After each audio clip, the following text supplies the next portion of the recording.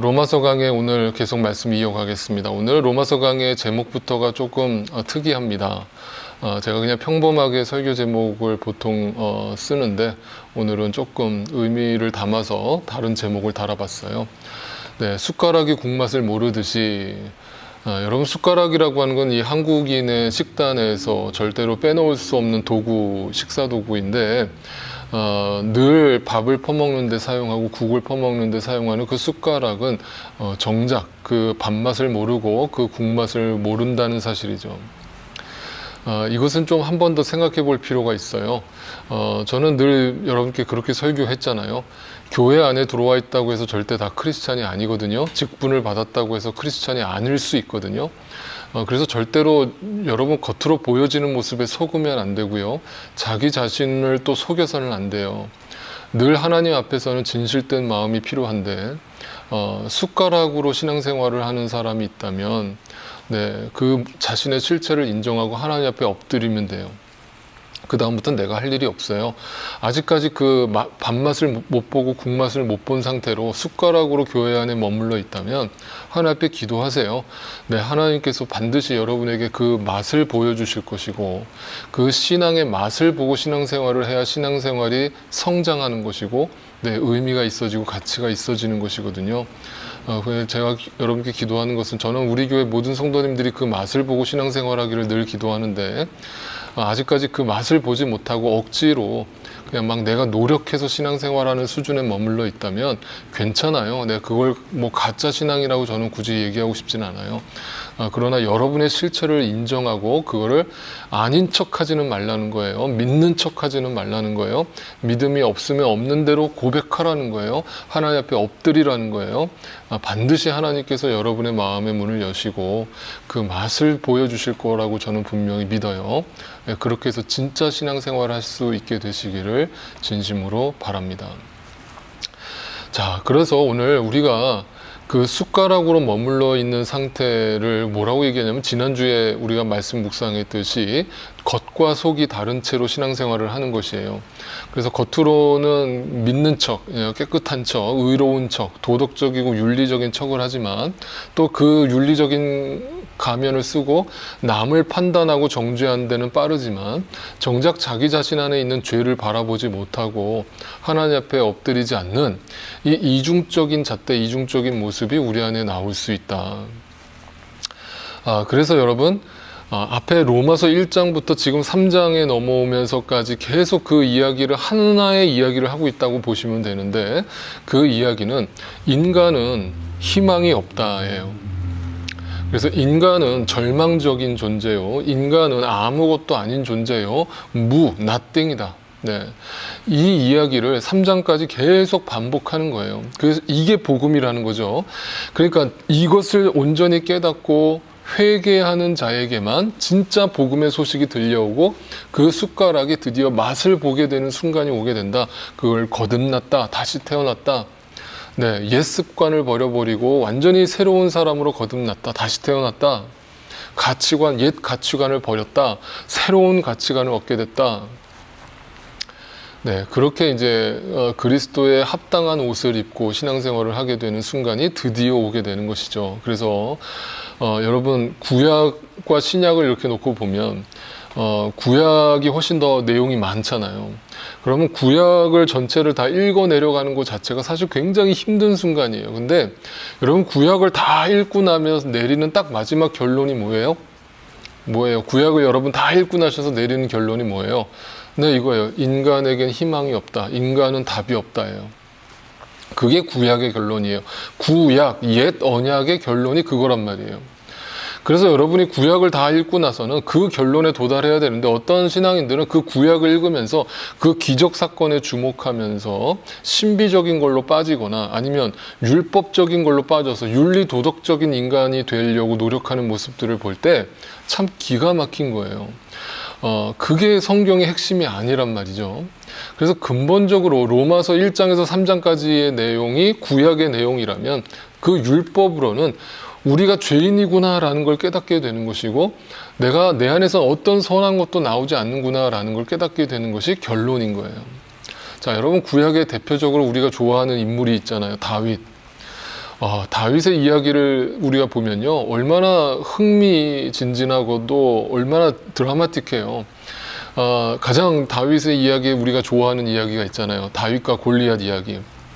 그러면 이제 그 소년 다윗이 그 거인 골리앗을 쓰러뜨릴 때의 그 믿음, 하나님을 바라보는 그 순수한 믿음, 우리는 그것을 바라보면서 우리도 다윗처럼 그런 믿음으로 자라가자.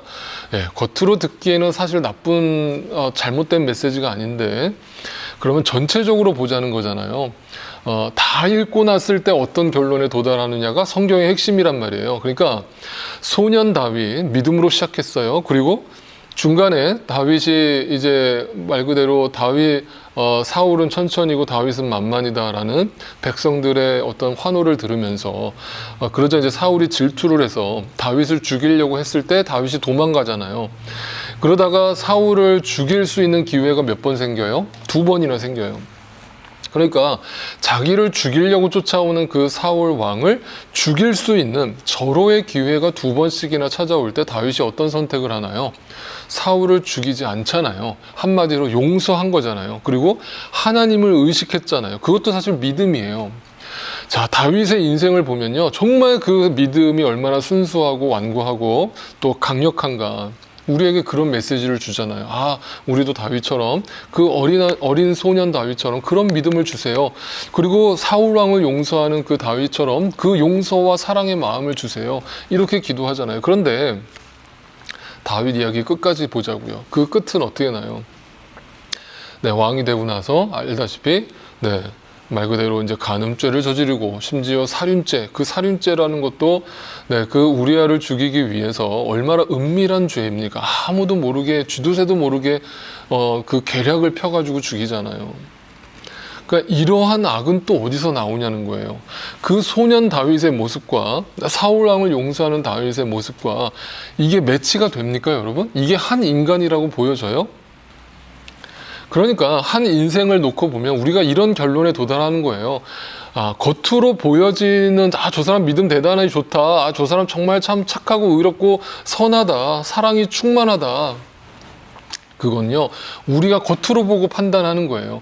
근본적으로 믿는 사람이나 안 믿는 사람이나 우리 안에 이 육체를 벗어버리기 전까지는 그 악의 문제를 해결할 수 없다라는 게 구약의 결론이라고요. 그게 다윗의 인생의 결론이라고요. 그죠? 그러니까 이 이야기를 보면서 우리는 그 소년 다윗의 이야기에 매료되면 안 되고 사울 왕을 용서하는 다윗의 모습에 현혹되면 안 돼요.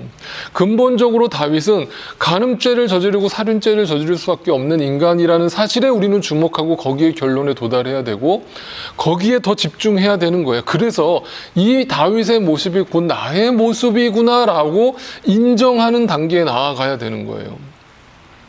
그런데 마치 내가 소년 다윗으로 여전히 살고 있는 것처럼 사울 왕을 용서하는 다윗의 모습이 내 안에 여전히 있는 것처럼 자기를 괜찮은 신앙인으로 포장하고 여러분이 살고 있다면 100% 그것이 그 아직도 국맛을 보지 못한 숟가락의 신앙생활을 하고 있다라는 뜻이 되는 거예요.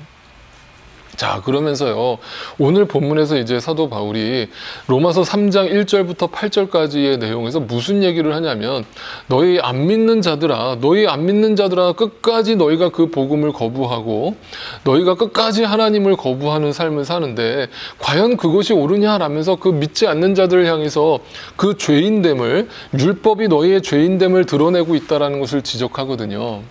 그러면서 이제 9절부터 20절까지의 내용은요, 다시 그 화살을 믿는다라고 하는 유대인들, 교회 안에 있는 크리스찬들에게 그 화살을 다시 돌리면서 그러면 너희는 나으냐? 이라는 질문을 던지는 거예요. 믿지 않는 자들이 저렇게 완악하게 하나님을 거부하고 살아가고 겉과 속이 다른 채로 살아가는데 너희는 나으냐? 답을 내리는 거예요. 너희는 나으냐? 결코 아니니라. 너희는 저 안 믿는 자들보다 낫다고 생각하냐? 너희가 더 의롭다고 생각하냐? 너희가 더 선하다고 생각하냐? 아니다. 절대 아니다. 너희도 여전히 죄인이다.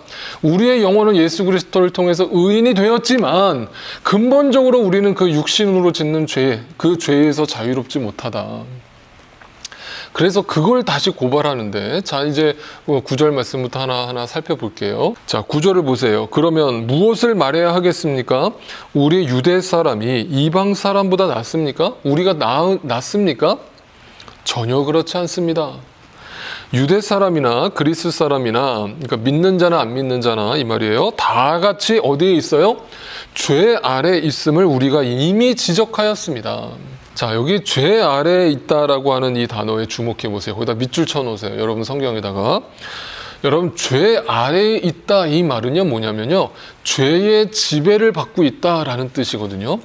그러니까 이 죄라고 하는 것이 근본적으로는 우리가 물론 예수 그리스도의 은혜로 십자가 사건으로 우리가 자유함을 얻었고 우리가 진정한 구원을 얻었지만, 우리의 영혼은 다시 살아났지만 여전히 이 육신의 죄의 한계를 벗어버리지 못하고 있다.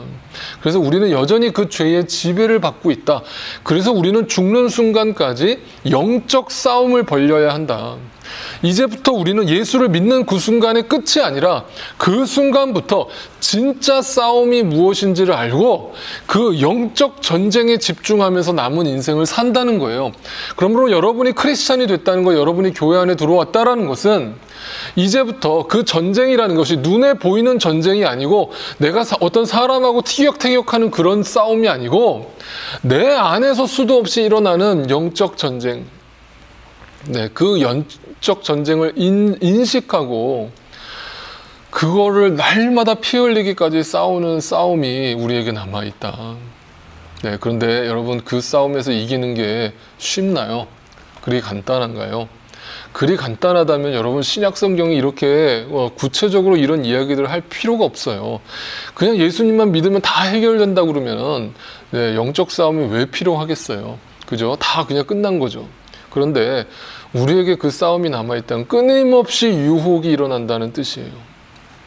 여러분, 유혹이라고 하는 그 단어에 한번 집중해 보세요.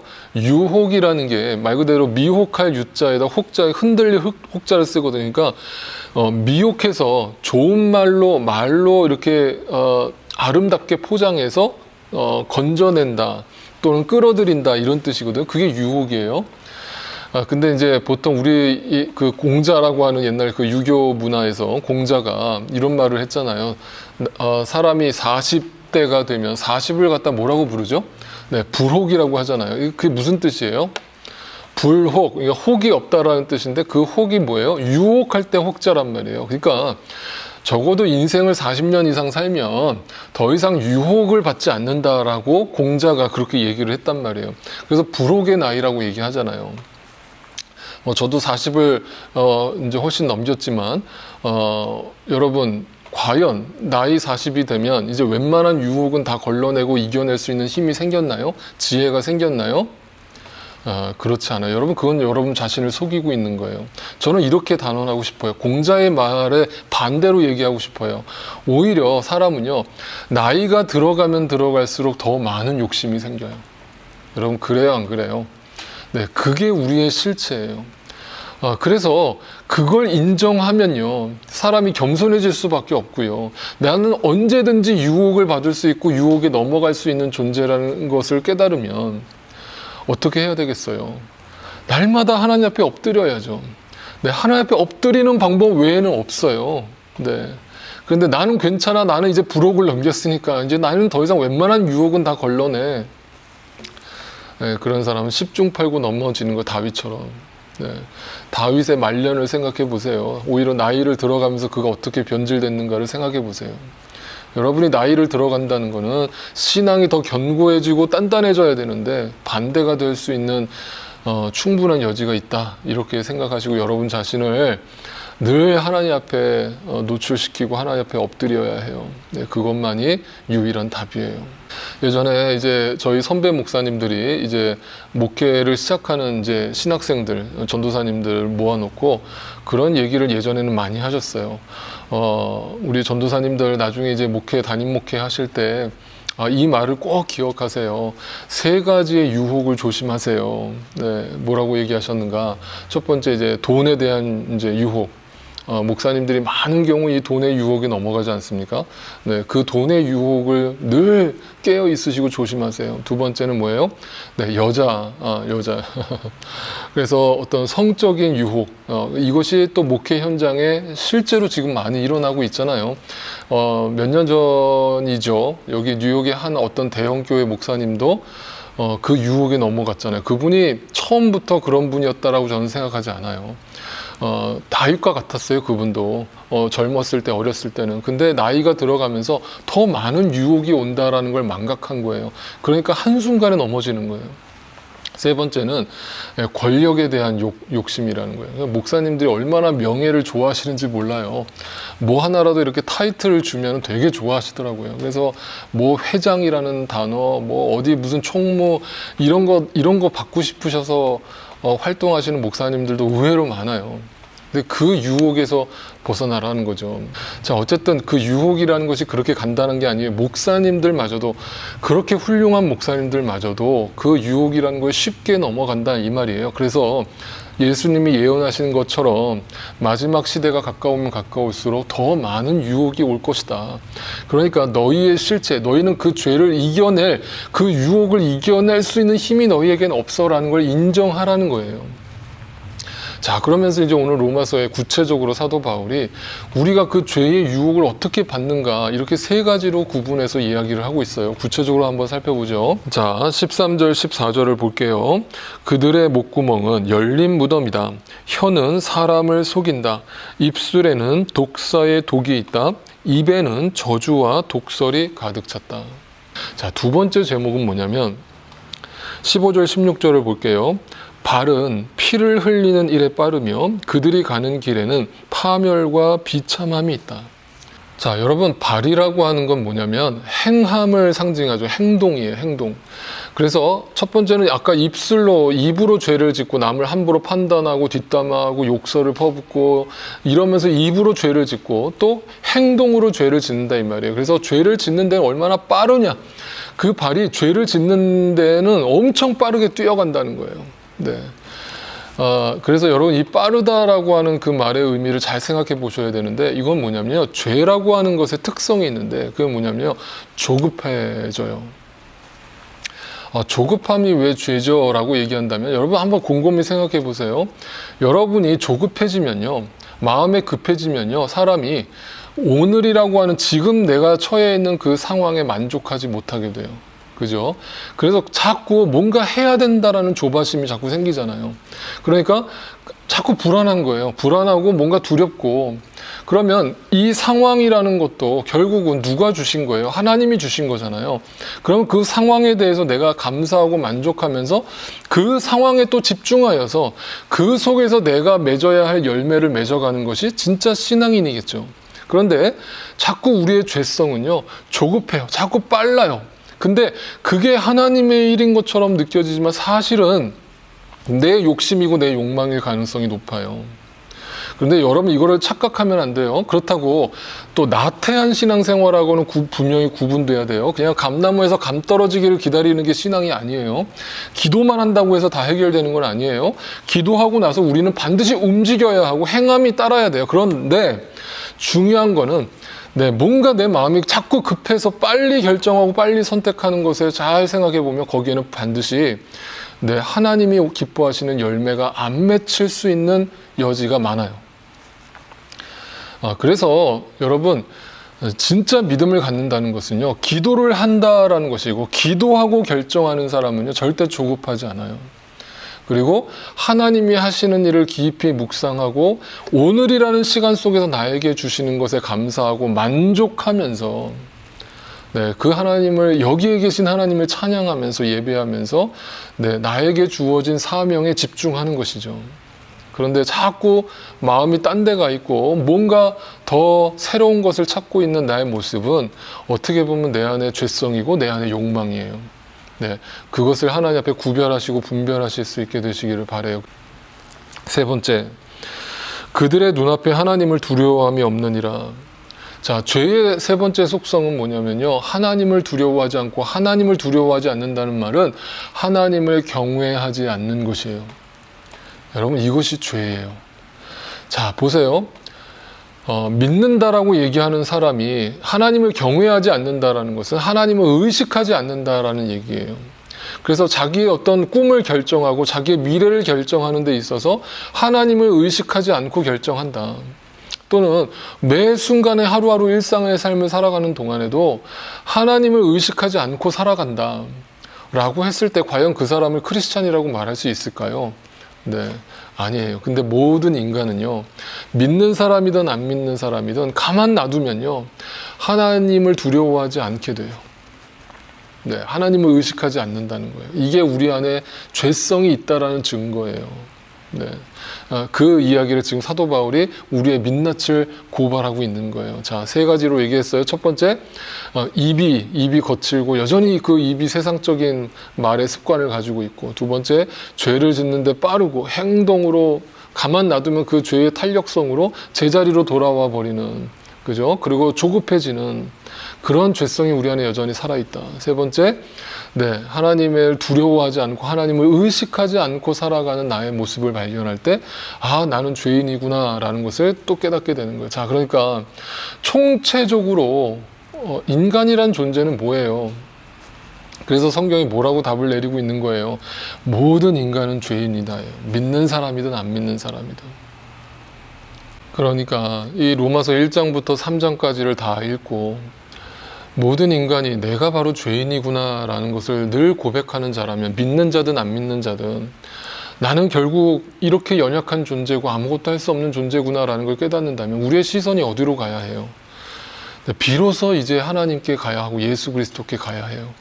그래서 예수 그리스도가 자기 자신을 뭐라고 설명하셨어요? 내가 곧 길이요 진리요 생명이다. 나로 말미암지 않고서는 아버지께로 갈 자가 없다. 우리의 힘과 의지로는 도저히 하나님께로 우리는 나아갈 수 없다. 우리는 구약을 통해서, 율법을 통해서 철저하게 내가 죄인이고 연약한 자구나라는 걸 깨달아야 한다. 그러니까 어둠이라는 그 존재가 바로 난데, 그 어둠에다가 약간의 빛을 섞는다고 해서 그 어둠이 빛이 되는 게 아니라 완전히 그 빛으로 나를 사로잡으셔야만, 그 길이요 진리요 생명 되신 그 예수 그리스도만이 내 안에 머무셔야만, 예, 내 안에 답이 생긴다. 그 이야기를 하는 거예요. 청산가리라고 하는 독약을 물에다 섞었는데 거기다가 생수를 조금 섞는다고 해서 그 청산가리 물이 근본적으로 생수가 됩니까? 아니에요. 완전히 비워야 해요. 완전히 죽어야 해요. 근데 그 하나님의 영을 알지 못하고 하나님의 영이 떠나간 존재, 그 존재는 그냥 육신으로만 살아가는 존재, 이성으로만 살아가는 존재가 돼버리고 마는 거예요. 그걸 죄라고 하는 거예요. 그래서 여러분, 창세기에 그 죄가 안에 들어온 인간을 향해서 하나님이 그 인간을 뭐라고 평가하시는가 이렇게 보세요. 이렇게 얘기하죠. 창세기 6장 3절 말씀에 주님께서 말씀하셨다. 생명을 주는 나의 영이 사람 속에 영원히 머물지는 않을 것이다. 사람은 살과 피를 지는 육체요. 여러분, 우리가 매일매일 하루하루를 살아가면서 하나님의 영이 떠난 상태, 성령의 충만함을 누리지 못하는 상태를 한번 상상해 보세요. 그 상태는 뭐냐면 그냥 육체예요. 이걸 좀 적나라하게 표현한다면 그냥 고깃 덩어리예요. 그게 죄라는 거예요.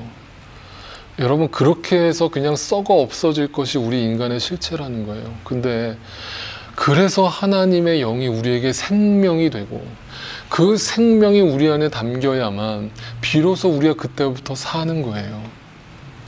그래서 여러분, 이것을 고린도전서에서 이렇게 표현하고 있어요. 십자가의 말씀이 멸망할 자들에게는 어리석은 것. 자, 여러분, 멸망할 자들, 죽을 자들, 죽은 자들 이런 뜻이에요.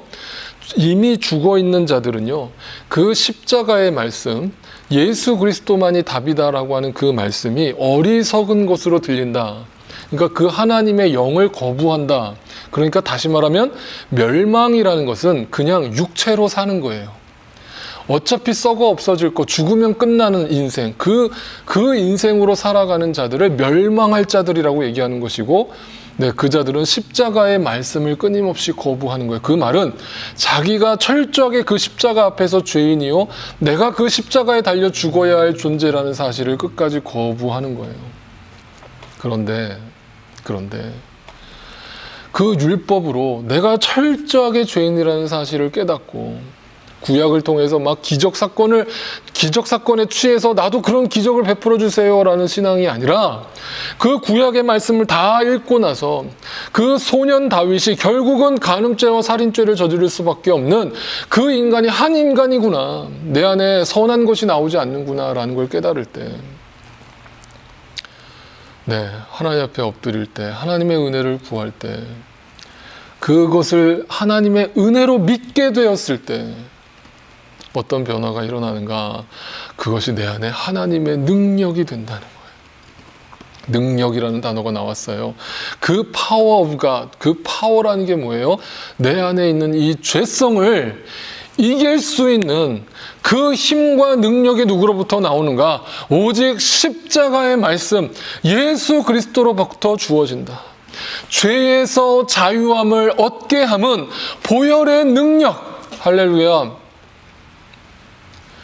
여러분, 날마다 그 십자가의 말씀을 의지하세요. 그 보혈의 능력을 의지하세요. 하나님 앞에 나아가서 엎드리세요. 나의 죄인됨을 철저하게 고백하세요. 내가 죽으면 비로소 사는 거예요.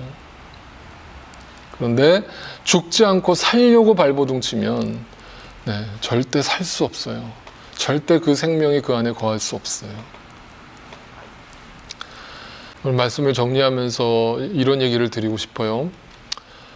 이 코로나 시대 속에서 어떻게 보면 우리가 이 신앙의 근본이 흔들리는 것 같은 이런 상황에 처해 있는데, 그 속에서 어떤 분들은 혹시라도 이런 고백을 할지도 몰라요. 목사님, 내 신앙이 진짜가 아니었던 것 같아요. 왜 이렇게 흔들리는지 몰라요. 예배 생활도 집중이 잘 안 되고, 경건 생활은 더더군다나 집중이 안 되고, 그냥 하루하루 그냥 살아요. 그렇게 고백을 하시는 분이 계시다면 제가 단연코 말씀드리고 싶은 것은, 네, 여러분은 지금 제대로 가고 있어요. 이게 무슨 말인가 잘 들으세요. 정말 두렵고 무서운 게 뭔 줄 아세요? 죄는요, 자기 자신을 거짓으로 감추거든요. 아닌 척을 한단 말이에요. 그러니까 이 상황에서 내 믿음이 이거밖에 안 되는구나라는 차라리 그 고백을 하는 여러분이라면 차라리 여러분 그 마음은 저는 진실되다라고 봐요. 그래서 나는 숟가락이었나 봐요. 나는 그 국맛을 보지 못하고 여태까지 신앙생활 했나 봐요. 라고 고백한다면 여러분에게는 희망이 있어요. 그 맛을 보게 될 거예요, 분명히. 그런데 나는 그 맛을 알아요 라고 입으로는 떠드는데 여러분의 삶에는 전혀 그 열매가 맺혀지지 않고, 네, 겉으로만 아닌 척, 괜찮은 척, 거룩한 척 살고 있다면 여러분 회개하세요. 회개하세요. 어린 아이와 같이 되라고 하는 예수님의 말씀이 있잖아요. 그 말을 여러분 어떻게 해석하고 계세요? 어린 아이처럼 순수해지라는 뜻이 아니에요. 착각하지 마세요. 여러분, 어린애의 모습, 겉모습만 보면 되게 순수해 보이잖아요. 얼마나 어린애의 모습이 이뻐요. 그잖아요. 애들 얼마나 이뻐요. 근데 애들의 마음이 과연 순수할까요? 저는 그렇게 보지 않거든요. 오히려 애들은요, 그 욕망과 이기심이 더 적나라하게 드러나는 게 애들이에요. 그죠? 근데 애들과 어른의 차이가 뭔 줄 아세요? 어른도 똑같이 욕심이 있거든요. 이기심이 있거든요. 그런데 어른은요, 그걸 감춰요. 아닌 척 한단 말이에요. 욕심이 없는 척 한단 말이에요. 괜찮은 척 한단 말이에요. 나름대로 그걸 절제한다고 생각한단 말이에요. 근데 애들은요, 자기가 뭔가 갖고 싶으면 갖고 싶다고 울고요, 달라고 땡깡을 부리면서 그 이기적인 자기의 삶을 노출한단 말이에요. 그러니까 그게 오히려 하나님 예수님 앞에서 희망인 거예요. 내가 이거밖에 안 되는구나 라는 것을 고백하는 게 어린아이란 말이에요. 그럼 그 어린아이는 누구의 도움이 필요해요? 부모의 케어가 필요한 거예요. 그 부모가 누구의? 하나님 아버지예요. 예수 그리스도의 어린아이 같은 마음으로 나아가면요, 그 신앙은 100% 하나님의 은혜를 알게 되고 성공하게 돼요. 근데 아닌 척하는 게 무서운 거예요. 그래서 여러분, 이 코로나 시대에 여러분의 믿음이 흔들린다? 네, 좋아요. 그걸 가지고 여러분 고백하세요. 하나님 앞에 나아가세요. 엎드리세요. 그리고 더 겸손히 여러분의 생각을 내려놓고 하나님의 말씀에 경청하고 하나님 말씀에 집중해 보세요. 제가 여러분께 단연코 말씀드리고 싶은 것은 비로소 그때 하나님의 은혜를 알게 되실 거예요. 십자가의 말씀이 하나님의 능력이 된다라는 그 말씀의 의미를 알게 되실 거예요. 비로소 그 밥맛을 보고 국맛을 보고 신앙생활을 하게 되실 거예요. 그렇게 신앙생활에 가시는 저와 여러분의 삶이 되시기를 다 주님의 이름으로 축원드립니다. 같이 기도하겠습니다. 이제는 우리를 죄와 사망 가운데서 구원하여 주신 예수 그리스도의 놀라우신 은혜와 하나님 아버지의 그 크신 사랑하심과 성령 하나님의 위로하심과 충만케 하심과 역사하심이